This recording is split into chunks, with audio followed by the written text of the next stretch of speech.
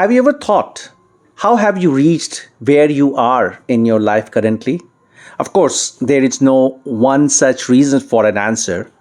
But if I ask you what determines the direction of your life, then what will be your answer?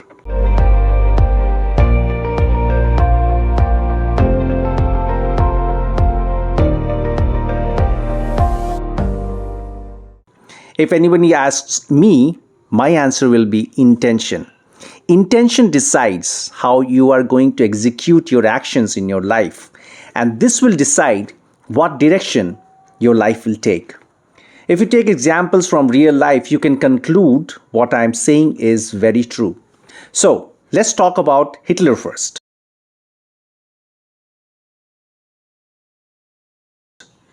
Ever since he came to prominence and became the Führer of Germany in 1933, his worldview was very clear. It was twofold: territorial expansion and racial supremacy. These were the two main reasons for start of World War II when Germany invaded Poland, and the systematic execution of millions of Jews and others in the Holocaust. When he came to power in 1933, he managed to pass the bill called Enabling Bill to give himself absolute power. Within 3 months of that, all non-Nazi parties, organizations and labor unions ceased to exist. He took many violent and political decisions to ensure no one in Germany could challenge his authority.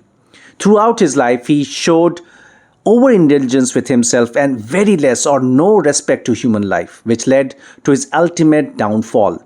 Towards the end of World War II, in the state of extreme stress and mental breakdown, he had to accept defeat and thereafter took his own life. On April 30th, he retired to his suite and shot himself. Her wife poisoned herself. Per his instructions, their bodies were burned.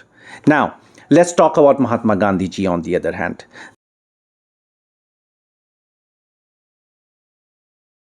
The Mahatma was the preacher of non-violence. He devoted most of his life in liberating India using the doctrine of non-violence. In South Africa, the humiliations he had to face because of prevalent racial discrimination paved way to his political life. Though in South Africa he didn't join formal politics, but it was an initiation to his political career as a political campaigner. Despite all the humiliations he incurred in South Africa, he never held any personal grudge against any person or the government. He continued with the same doctrine after he came back to India in 1915 and started active political life by 1920.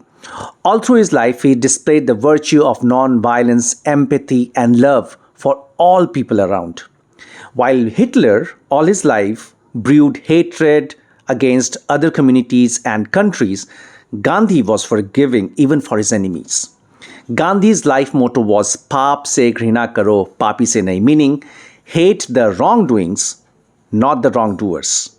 His philosophy was all about trying to keep himself pure while trying to address the problems of people, because he knew that one's life is not about others but for one's self. In the both examples, I tried to highlight the intentions of two historical personalities and the life path they both took based on their intentions. Based on their intentions, life made them meet people to further their goals. In the end, Hitler died in fear, disappointment, and unhappy, while Gandhi died in peace even when shot dead.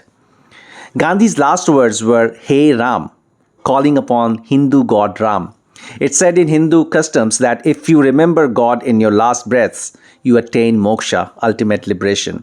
But to be able to do so, your intentions throughout your life has to be pure, and you have to practice that.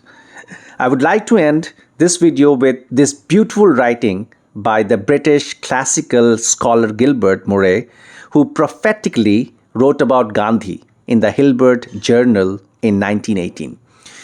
Persons in power should be very careful how they deal with a man who cares nothing for sensual pleasure, nothing for riches, nothing for comfort or praise or promotion, but is simply determined to do what he believes to be right.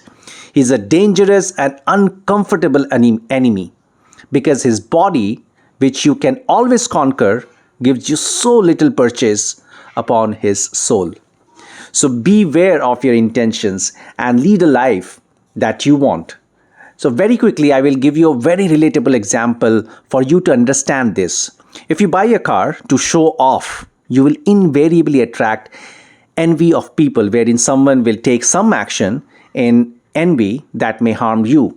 On the other hand, if you buy a luxury car to experience it and remain humble about it, you will inspire people instead of raising envy in their mind. So, with this thought, I will take your leave. Bye. If you like my video, give a thumbs up and subscribe to my channel to get instant notification on my new videos. Until next time, goodbye.